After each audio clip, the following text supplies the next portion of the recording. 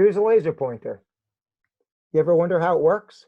You can't see the beam, but if I spray it, we can see it. The light's going this way, but you can't see it until it gets reflected into your eye. Notice how narrow that beam is. That's called a collimated beam. Not at all like a flashlight with a wide beam that spreads out. It's also red. It's just one color. We put the light through the diffraction grating, and you can see the principal maximum, first maximum, second maximum. These are clearly defined points of an interference pattern. It is only one color. Not all lasers are the same color. Here's a blue one. Look at the pattern through the diffraction grating. The dots are closer together. It's definitely a different wavelength, but it's only one color. Inside the laser pointer is a little laser emitting diode. Let's go talk about how this thing works. What does laser stand for? Light amplification by stimulated emission of radiation. Let's start with an atom. A photon comes in and strikes the electron. If the photon is the right energy, the electron can absorb that photon and jump to a higher energy level. A moment later, the electron can jump back down and emit the photon. To make a laser, we need to put a bunch of atoms inside a container. We surround the atoms with a phototube that shines light into these atoms. The electrons become excited, jumping to the higher energy level.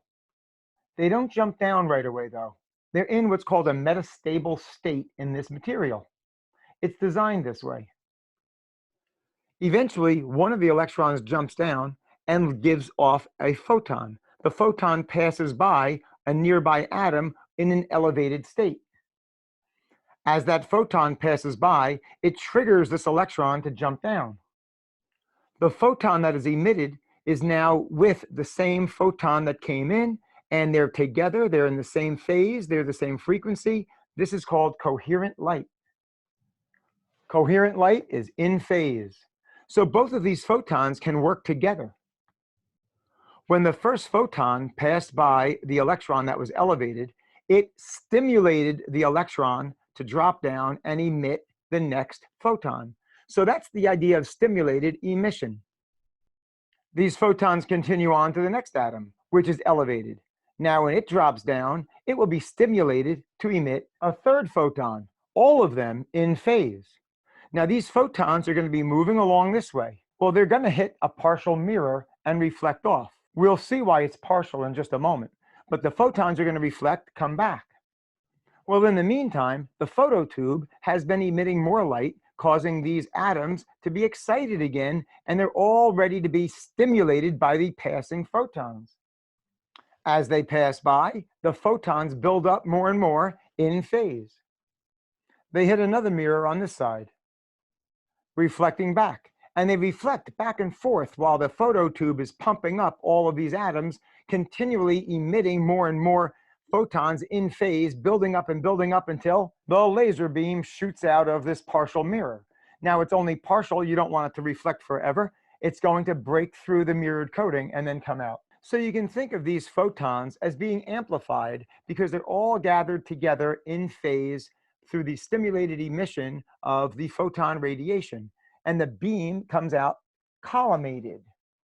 That just means it's very narrow. How come that beam is so narrow? When the electron drops down, there's no guarantee that the photon will be given off exactly in this direction. A photon could be given off this way, maybe down this way. But these photons are going to hit the walls and die out. So the only photons that end up going out of the end of the laser are the ones that have been emitted exactly parallel to the tube. If they're off by a slight angle, they're going to go off and die out. And that's how the beam ends up being collimated. So why monochromatic light? Why is this only red light? Because the atoms obey the laws of quantum mechanics. They have certain energy levels, and they drop down through that energy level, giving off red light. If the energy drop was a larger gap, we could get blue light emitted. So laser light is monochromatic, one color. It's coherent, they're in phase. And the beam is collimated. It's narrow and focused. When I first started teaching 40 years ago, we bought a laser for the science department. It was about $500, 14 inches long. You had to plug it into the wall outlet. And now I can buy a laser diode for less than $1. Of course, now we use these things as toys. We play with our cat with these things. They're so cheap. But, you know, they use these things for security, and you've seen the spy movies where they have the spray so you don't break the beam. We have lasers that can shine to the moon and back and measure the distance from the Earth to the moon to within a centimeter. And we have laser surgery for things like your eye, detached retina surgery. You can use lasers to communicate with and pass information on the light beam. Laser disc players use lasers to read the information. Well, you know what I say, physics is everywhere.